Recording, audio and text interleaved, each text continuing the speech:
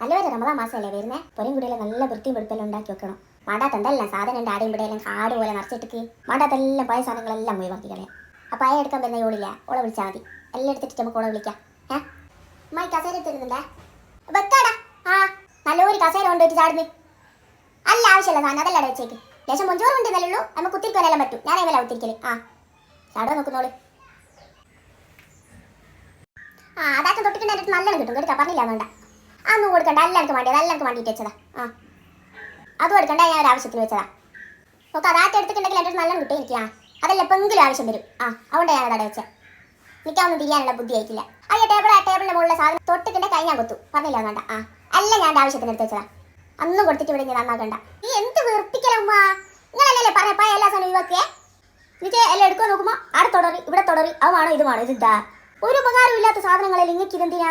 ഏത് നൂറ്റാണ്ടിലുള്ള സാധനം അമ്മ ഇതല്ലോ. ഇതെല്ലാം എടുത്ത് കളഞ്ഞൂടെ? ഇതെല്ലാം ഇവിടെ പോയാൽ തന്നെ ഒരു സ്ഥലം ഉണ്ടാവും. ഒരു ഉപകാരം ഇല്ലെങ്കിൽ അതടന്നോട്ടെ, എല്ലാം പോട്ടെ. 23 കൊല്ലമല്ലേ ഞാൻ പോറ്റുന്നത്, എന്തൊക്കെ ഒരു ഉപകാരം ഉണ്ടായിട്ടാ? മട്ടാത്ത സാധനം കൊടുക്കണമെങ്കിൽ ആദ്യം ഇങ്ങനെ എടുത്ത് കൊടുക്കണം. വെറുതെ പോരാ ആർക്കും പഴയ സാധനം കൊണ്ട്.